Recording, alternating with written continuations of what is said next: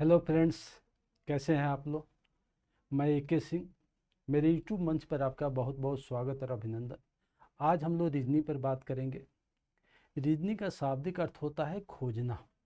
किसी भी तरह किसी भी क्वेश्चन को किस तरीके से खोजा जा सकता है, किस तरीके से किया जा सकता है, किस तरीके से सॉल्व किया जा सकता है, उसके विभिन्न सारे तरीके होते हैं। और उसी तरीके के आधार पर हम क्वेश्चन को सॉल्व करते हैं। जिस तरीके से कोई बैट्समैन जब क्रीज पर जाता है तो जिस तरीके का बॉलर आता है उसी तरीके के वह एक्टिविटीज करता है। यदि फास्ट बॉलर है तो हेलमेट पहन लेता है, यदि स्पिनर आ गए तो हेलमेट को उतार देता है और उसके अनुकूल अपनी रणनीति बनाता है, अपने लॉजिक को सोचता है और बड़ा ही अच्छा परफॉर्म करता है। उसी तरीके से जब रीजनिंग के क्वेश्चन आप करने जाते हैं तो उसी क्वेश्चन के अकॉर्डिंग आप सोचने की कोशिश करते हैं कि किस तरीके का लॉजिक यहाँ अप्लाई करें जिससे हमारा क्वेश्चन सॉल्व हो जाए। एक ही तरीके का लॉजिक एक जगह पर सही हो जाएगा लेकिन दूसरी जगह पर वो लॉजिक इस्तेमाल नहीं हो सकता। और इस प्रकार से विभिन्न सारे कार्य को करने के लिए विभिन्न सारे लॉजिक आपके सामने उपस्थित होने लगते हैं और उस आधार पर आप कार्य को बड़े ही बेहतर तरीके से सॉल्व करते हैं। तो यानी एक सोचने की क्षमता विभिन्न डायरेक्शन में विभिन्न तरीके से करने की तरफ अग्रसर हो जाते हैं और इस आधार पर आप क्वेश्चन को बेहतर करते हैं। अब प्रश्न उठता है कि रीजनिंग का कहाँ कहाँ महत्व है।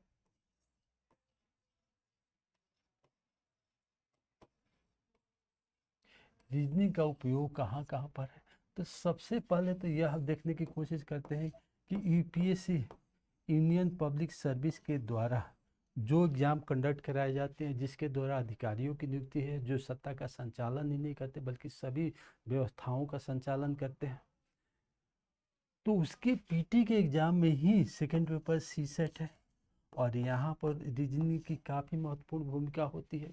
जब NDA CDS के एग्ज़ाम कंडक्ट कराए जाते हैं तो यहाँ भी रीजनिंग की काफ़ी महत्वपूर्ण भूमिका है। इसके बाद जब PCS के एग्ज़ाम देने जाते हैं तो उत्तर प्रदेश PCS में भी PT के एग्ज़ाम में CSET है जो क्वालिफाई करना अनिवार्य होता है, यानी 33% नंबर लाना अनिवार्य होता है। और इसमें भी रीजनिंग की काफ़ी महत्वपूर्ण भूमिका है। इसके अलावा जब आप उत्तर प्रदेश सचिवालय, RO ARO, उत्तर प्रदेश दरोगा, उत्तर प्रदेश पुलिस इत्यादि एग्जाम देने जाते हैं तो वहाँ भी रीजनिंग का काफ़ी महत्वपूर्ण है। उत्तर प्रदेश टेट देने जाते हैं तभी वहाँ रीजनिंग का काफ़ी महत्वपूर्ण है।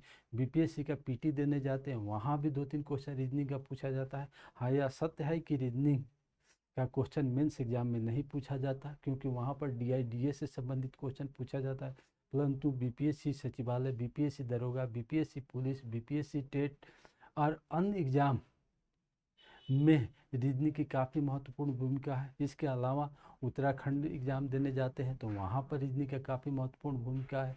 JPSC देने जाते हैं तो JPSC PT मेंस में मैथ रीजनिंग की भूमिका तो नहीं है, परंतु JSSC एंड JPSC दरोगा एंड अदर्स कोई भी एग्ज़ाम वहाँ देने जाते हैं तो वहाँ भी काफ़ी रीजनिंग की महत्वपूर्ण भूमिका है। इसके अलावा आप जब SSC, बैंकिंग, रेलवे,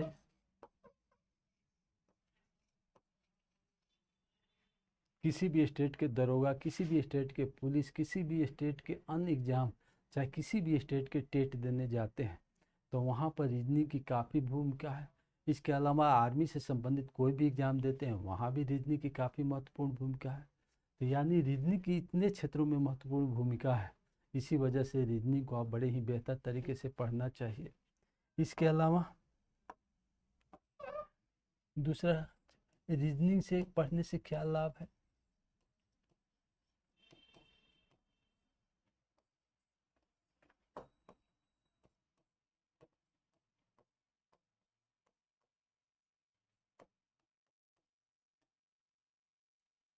जब आप मैथ पढ़ते हैं तो वहाँ स्टेप वाइज क्वेश्चन को सॉल्व नहीं करते हैं तो क्वेश्चन का आंसर गलत हो जाता है। उसी तरीके से रीजनिंग जब आप पढ़ते हैं तो रीजनिंग के अंतर्गत भी विभिन्न डायरेक्शंस में सोचने की तरफ अग्रसर नहीं होते हैं तो वहाँ भी क्वेश्चन गलत हो जाएंगे।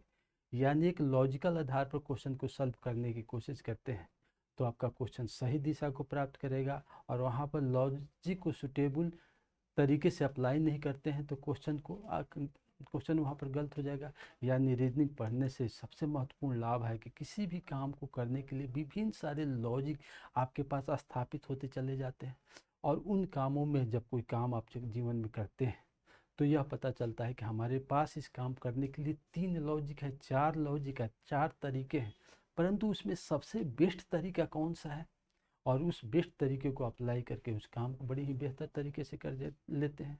तो यहाँ रीजनिंग पढ़ने के दौरान आपको विभिन्न लॉजिक सोचने के लिए मजबूर होना पड़ता है, और विभिन्न लॉजिक के द्वारा उस अपने बेस्ट लॉजिक को अप्लाई करके उस क्वेश्चन को कर लेते हैं। तीसरा,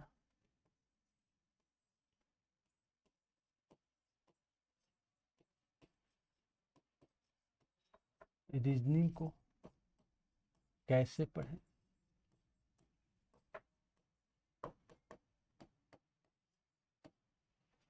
तो सबसे महत्वपूर्ण प्रश्न यह है कि रीजनिंग को पढ़ने के दौरान रीजनिंग को सबसे बेस्ट तरीके से आप एक एक स्टेप वाइज पढ़ने की कोशिश करें, और उस स्टेप वाइज में विभिन्न सारे तरीके को अप्लाई करते चले जाएं। जैसे 1, 4, 9, 16, तो अगला क्या होगा, यानी या 1 का स्क्वायर हो सकता है, या 2 का स्क्वायर है, या 3 का स्क्वायर है, या 4 का स्क्वायर है, तो अगला 5 का स्क्वायर होगा। परंतु इसी क्वेश्चन को तुरंत एग्जामिनर बदल करके दे दे, तो यहाँ 0, यहाँ 2, यहाँ 7, यहाँ 12, तो अगला क्या होगा। तो आपको तुरंत उस रीजनिंग को लॉजिक को सोचना पड़ेगा, वो तुरंत लॉजिक को सोचना पड़ेगा कि क्या किया है। तो यानी 1 का स्क्वायर माइनस 1 बराबर 0 हो गया, 2 का स्क्वायर माइनस 2 बराबर 2 हो गया, 3 का स्क्वायर माइनस 3 बराबर यहाँ 6 होना चाहिए, 6 हो गया, 4 का स्क्वायर माइनस 4 बराबर 12, यानी यहाँ पर 5 का स्क्वायर 25 माइनस 5 यानी 20 होना चाहिए।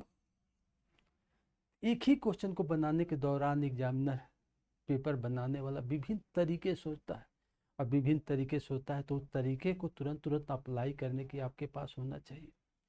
अब नेक्स्ट क्वेश्चन कि रीजनिंग को एक साथ पढ़ें या अलग अलग,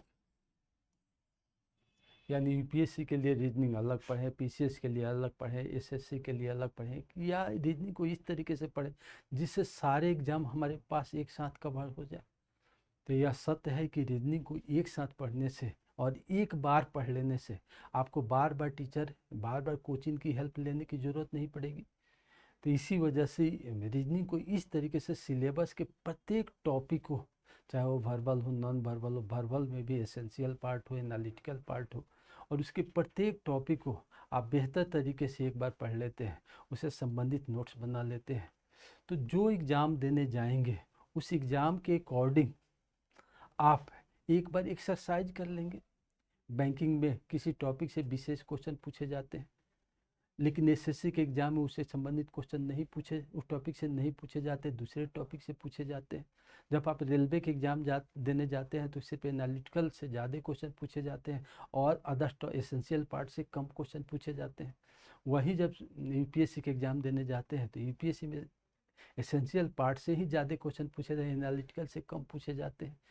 तो इस आधार पर टीचर के द्वारा सारे पेपरों के एनालिसिस करने के बाद उसके टॉपिक को डिसाइड करके क्लास में उस तरीके से पढ़ाने से आपके प्रत्येक टॉपिक बड़े बेहतर तरीके से क्लियर हो जाएंगे। तो यानी कहने का मतलब कि इन 4 टॉपिकों पर आपको ध्यान देना चाहिए। पहला, रीजनिंग का कहाँ कहाँ उपयोग है, कैसे महत्व है, कैसे पढ़ें, और एक साथ पढ़ें कि अलग अलग पढ़ें। तो ये आज के वीडियोस में इसी पर हम लोग बात किए। कल के वीडियो में हम लोग बात करेंगे कि रीजनिंग का सिलेबस क्या है। इन सारे पेपरों के एनालिसिस करने के बाद अपने से एक रीजनिंग के सिलेबस की डिजाइनिंग हमने की है, और उस आधार पर आप यदि रीजनिंग को पढ़ते हैं कहीं भी पढ़ें, लेकिन उस टॉपिक को बड़े बेहतर तरीके से पढ़ें। ओके, जय हिंद, जय भारत। सत्य सुने, सत्य बोले और सत्य मार्ग पर चलें, सफलता ऑटोमेटिक आपको मिलते चली जाएगी।